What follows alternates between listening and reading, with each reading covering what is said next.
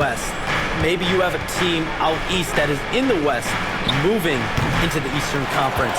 But the league could obviously surprise everyone with a different solution, maybe having one expansion team be an Eastern Conference team, one being a West. There's several options that Adam Silver and the NBA have. I would think New Orleans would be one of those teams, right? Just where they are geographically. Memphis, those two teams are in the West, and I could see them maybe going east. Possible?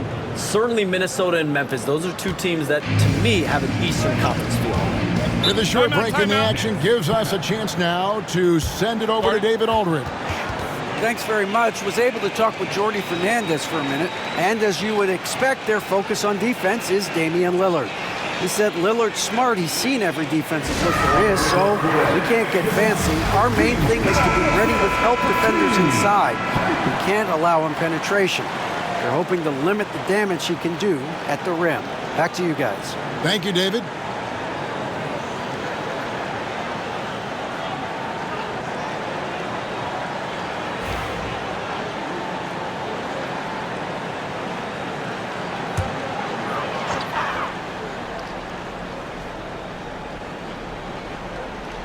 Just over 2.5 minutes played here so far in the first quarter. Claxton against Lopez. Right side Thomas. Just 5 on the clock. There's the triple. Prince grabs the miss. Bucks trail by 3. On the way to CBA, introducing the second apron, limiting, Shams, what teams above the cap can do. How does that new rule affect teams? Decision makers tell me that they're very much keeping an eye on the second apron, not only of their team, but others, and teams that will have to shed salary because of the second apron and the amount of big contracts we're going to see teams give to players.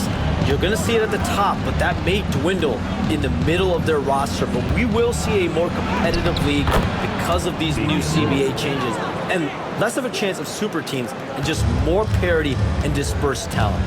Do you constantly read over some of these CBA agreements? I would assume that you do, to have a full understanding of terms like the apron that we just talked about, or all the other things, the luxury tax, all the things that make deals possible.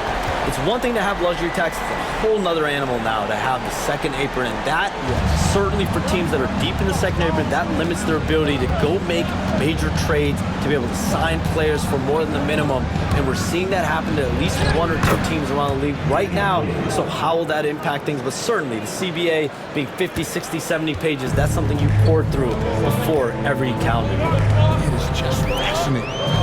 Here's Schroeder, following the score by Damian Lillard. Pass to Finney-Smith. Here's Thomas. Good D by Lopez. Boy, 9 times out of 10, that's going in. I'm sure he surprised himself with the miss. And to Kumbo, and he finishes nicely on the layup. Contact just doesn't matter against Giannis. Once he's inside, he is not to be stopped. And here's Schroeder. Here's Finney-Smith. No good from outside.